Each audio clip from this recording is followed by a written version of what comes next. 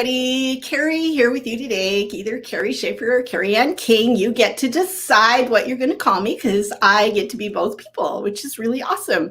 Before I introduce today's guest, I do want to do a little bit of self-promo and let those Carrie Schaefer fans among you know that I am finally releasing book 3 in the Shadow Valley series. So we actually have a date for Dead Before Dinner, and it will be out in the world on July 13th because, I thought the 13th was a great day for kind of the sort of story that Maureen always gets herself into. If you're familiar with the Shadow Valley books, you know that they're set in a retirement community that is like no other, with secret passages and scary things that go bump in the night and a whole bunch of humor. So be watching for that. And now I get to tell you about today's guest. Her name is Colleen Oakley, and I came to her through her book, which was sent to me for review, and I fell in love with this. Okay, title first. The book is called The Invisible Husband of Frick Island. So, right, straight off the top, guys, what is not to love about a book with that title? I'm going to tell you more about it in a little bit, and Colleen is going to read from the book. I want to introduce Colleen to you, so I'm going to just tell you a little bit about her. She is a USA Today bestselling author of several books. You Were There Too, Close Enough to Touch, Before I Go, and now we have The Invisible Husband of Frick Island. Colleen's novels have been longlisted for the Southern Book Prize twice, and Close Enough to Touch won the French Reader's Prize. Oh, I'm going to have to ask her about that. The French, it probably has nothing to do with French. Okay, we're going to talk about it though. Her books have been translated into 21 languages, optioned for film, and have received numerous accolades. And that is all that I'm going to talk because I want to get Colleen on here to talk to you. So here she comes right now. Hi, Colleen. Hi, Carrie. Thanks for having me on. Thank you for joining me. Oh, I just made you really, really big somehow on my screen. There we go. I don't know. That was fun. So I didn't warn you about the close-up, right? Okay, so here we are, and here you are. And before I forget, because I am going to forget this, the French prize. It probably has nothing to do with Le Français, right? Is it just named after? It actually does. So it's a reader's prize given in France. So Close Enough to Touch. A few of my books have been translated and published in France, and this was a big prize that really big authors like Jojo Moyes, Cecilia have won. And when I was nominated, I was like, there's no way I'm going to win this. And I actually won. Readers in France vote on these books. And I was floored. And I had to give, I didn't go, but I gave a little video acceptance speech. And my French, is non-existent. I was like, bonjour. And now you know I'm giving this acceptance in French. Oh, how exciting.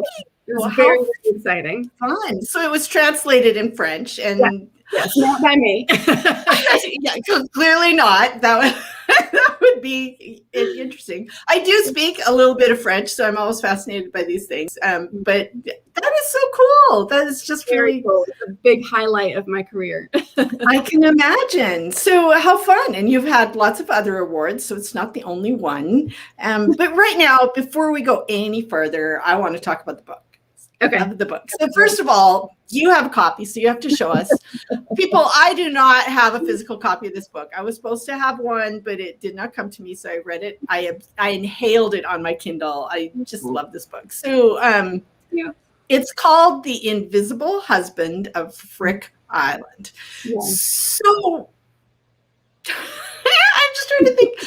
I have so many questions. So for starters, tell us about the book. What's the premise of this story? What's going on? This book is about a young widow named Piper who lives on a very, very small island in the middle of the Chesapeake Bay called Frick Island. There are about 97 other people that live on this island.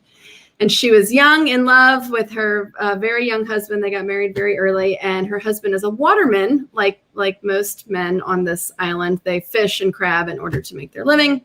Her husband, unfortunately, met his demise out in the middle of the bay in a freak thunderstorm one day.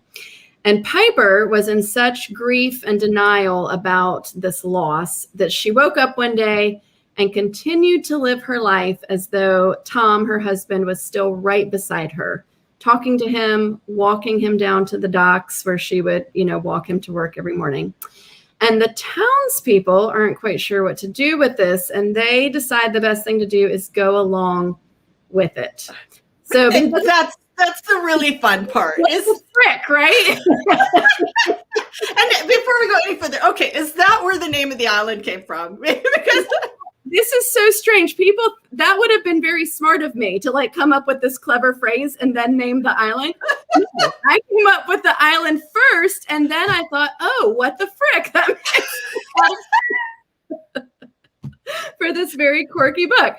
So the town's going along with it. It's all fine and well because it's a very remote, isolated island. I mean, there's not people coming and going until this very ambitious reporter named Anders comes to the island to cover a different story, this fluff piece.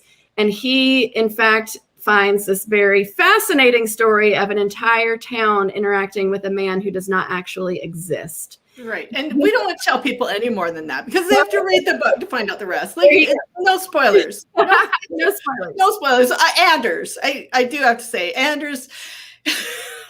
Poor Anders. He just is walking. He has no idea what he's walking into. No, it is a whole new world. It's a complete fish out of water, pun intended, story for him. Yes, and he is not island. No, he's not an island laid back kind of guy. No. So would you pretty please read us a little bit from that first chapter? I believe you have a selection. I would love to. So just to set it up a little bit, this is the very beginning of the book, so no spoilers. And in the beginning of the book is when the storm happens, Piper loses Tom. He's definitely, not coming home, and the whole town knows it, but Piper refuses to believe it. So this is where we are. The town has planned this whole memorial service, and Piper just refuses to believe any of it. Piper missed the memorial service altogether, where Tom's mother, glassy-eyed and catatonic, stood propped up by her brother Frank on one side and her nephew Steve on the other, and the Valium that had been pumping through her veins daily since her husband's aptly named heart attack, the Widowmaker, had made good on its promise. Where Tom's cousin, Steve's newborn, interrupted the Reverend with her insistent squalls, eyes screwed shut tight, giving voice to the pain the watermen were too stoic to show. Everyone asked after Piper, murmuring their condolences to every parish in attendance. Poor girl, they said, shaking their heads, offering various superlatives. Too young, most in love, the worst. But Piper couldn't hear them. She was in her bedroom, staring at the dent Tom's head had left on his pillow when his alarm clock prompted him to get up at 4:30 a.m. 2 weeks earlier. Piper didn't dare touch it, not even to try to inhale his scent that surely remained on the floral cover. Nor did she touch Tom's near-empty mug of coffee sitting in the sink, a film of mold growing on the top layer of liquid still left in the cup. Or the book, Middlesex, by Jeffrey Eugenides, splayed open, pages face down, on top of the 2 wooden crates they stacked in the corner to use as a side table in their tiny den. It was as if all of these things, Tom's things, suddenly sprouted magical properties, transformed into talismans beckoning Tom back to where he belonged, to his bed to sleep, to the kitchen to wash out his coffee mug and hang it on the hook next to the sink, to the threadbare easy chair in the den to find out what happens to the characters of his current novel. They weren't just reminders of Tom, they were promises. He was going to come home. Of that one thing, Piper was sure. And then one morning, just like that, he did. Wow. So, right here. Okay. So I have a question I wasn't going to ask you, but now I am. So be prepared. But do you have, this is a serious question, actually. Do you have personal experience with grief? Because having been through several grief experiences myself, this setup right here of the objects that are left behind is so poignant and so moving and so descriptive. I just I'm wondering if that's something that you've been through yourself, or if you just were able to get there for your character. Yeah, so I fortunately do not have any experience with unexpected death or grief.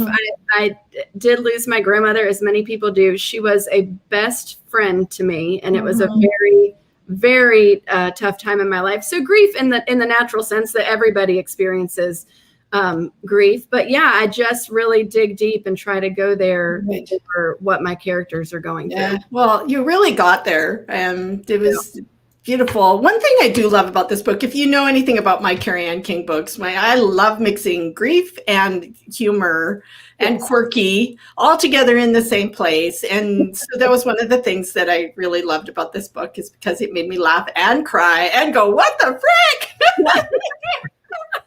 I love that you named the island that. I do want to comment real quick. Christy Barrett is here. She says, nobody loves Frick Island as much as I do. Love my Colleen Oakley to bits. We're glad you're here, Christy. We love you too. Absolutely. So that was Frick Island though. Okay, so where did you come up with the name if it wasn't due to the very fun phrase? I actually remember I was driving my car home from my parents' house and ruminating on the story idea. I hadn't written anything yet, but I knew, what the premise was going to be, and I was really excited about it. And the title came to me, The Invisible Husband of, and I just put in Frick Island. And I don't know if it's because I grew up in South Carolina and Fripp Island, or Fripp, is a island that everybody knows when you're in South Carolina. And so maybe it just sounded right because Frick and Fripp are so similar. I don't know. As soon as I landed on it, I just said, yes, that is the name of my island. And this is the title of my book. I love when that happens. It's always so very fun. Now, the island is based on a real island, however. So do you want to tell us a little bit about that island? Yeah, so Smith Island, which a lot of people have probably never heard of, is an island off the coast of Maryland, smack in the middle of the Chesapeake Bay, and currently has probably 150 or 200 people on it. And it very much, Frick, there's a lot of similarities. I really based Frick on Smith Island with a few tweaks, but, people there fish and crab and catch oysters for their living. The island is sinking into the middle of the Chesapeake Bay, and nobody's quite sure what to do about that. And not everybody agrees that it's, the causes of it. It's just a really fascinating place. The people that live there are Americans like you and I, but their everyday existence is so vastly different from yours and mine. Right. It's wild. It's really fascinating.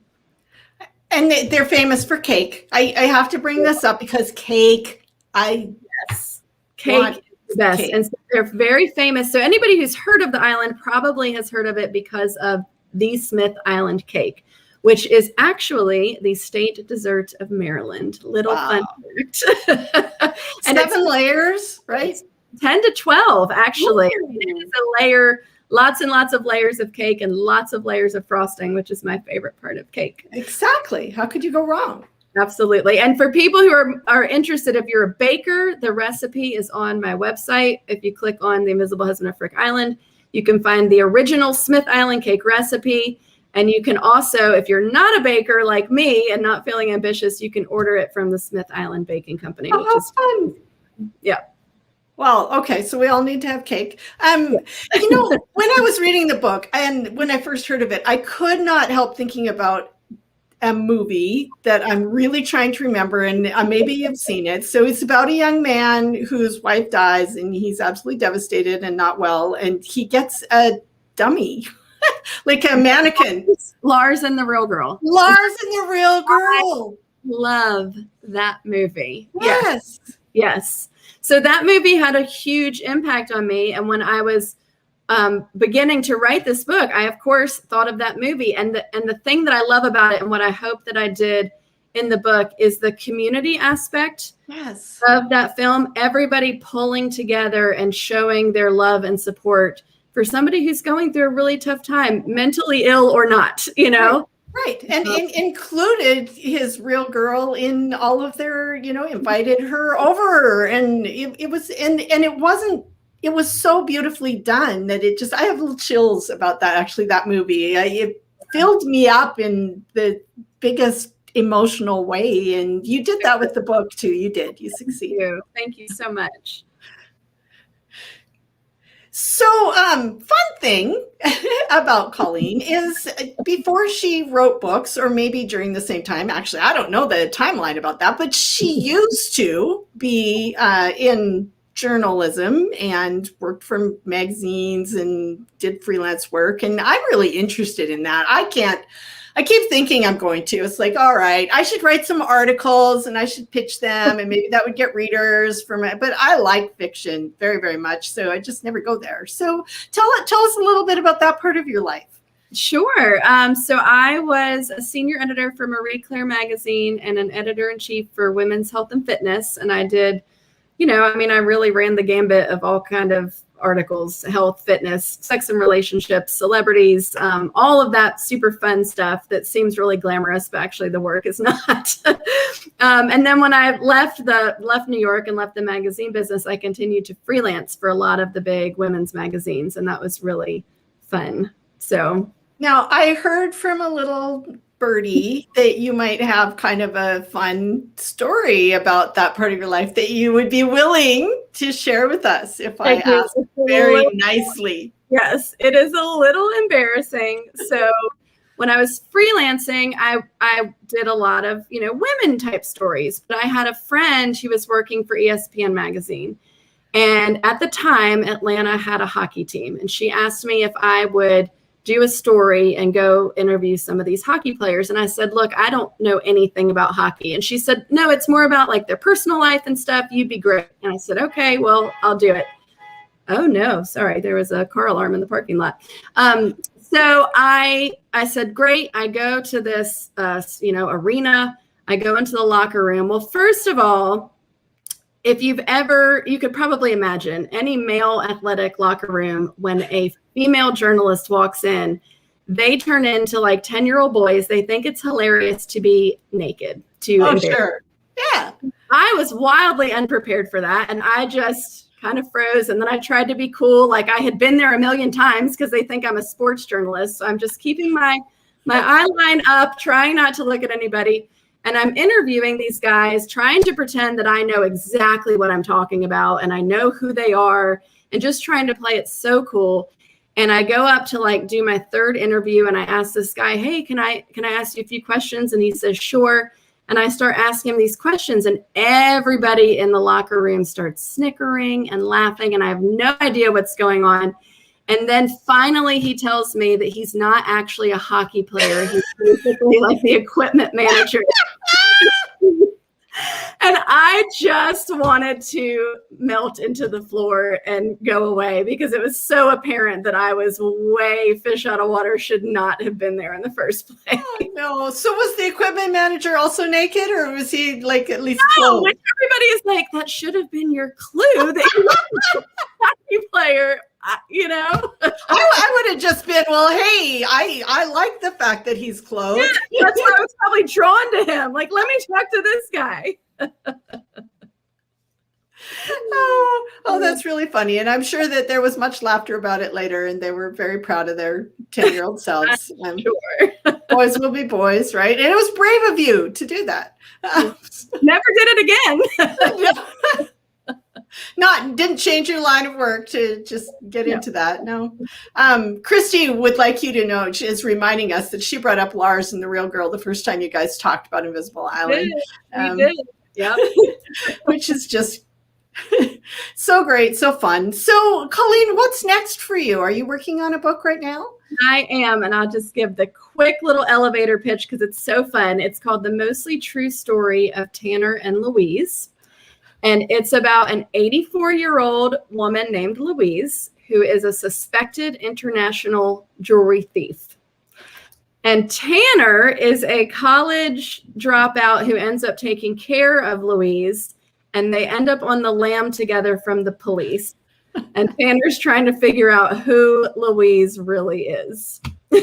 Well, that sounds like a lot of fun. It was a lot of fun. I'm having a lot of fun. Frick Island was a lot of fun to write. Tanner and Louise was a lot of fun to write. So I always say if readers have half as much fun reading these books as I had writing them, then I'm doing good. Right. Well, and I'm totally with you. I have this huge belief, and I say this when I talk to other writers that feel tortured by their work. I'm like, there are a lot easier ways to make money. If you're not having fun, why are you doing this thing, right? So true. So true. I was telling Colleen backstage before she came on, I can talk about this a little bit. So the novel I'm writing right now is temporarily and possibly permanently, who knows, called Improbably Yours. Oh, I like that title. I like it too. And it also features a fake island that I made up in the San Juans. So I recently got to go to the San Juans for a work trip. Big air quotes. We had so much fun. It was so awesome. But yeah, so I actually was reading. I had started my book before I read Colleen, so I'm not cheating. But then I got her book and I was like, oh, really cool. Let me see how she did this. And then I owe her now for a couple of ideas that I had. So thank you for that. Well, I'm very excited to read that book, so I can't wait for it to be out. Well, me either. It's got some work to do. I'm kind of stuck in the middle right now. And then Annie's here. Hi, Annie. Annie loves the book too. Well, thank you. So where can people find you online?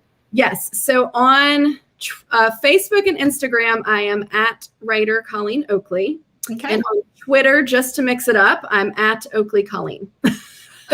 Just to make it complicated, but you can a little confusing for everybody. You can do a search and you'll find her. And for those of you who are listening and can't see the things that I'm flashing up on the screen, let's make sure you can spell it properly. So it's Colleen with 2 L's, Colleen. Oakley is Oakley.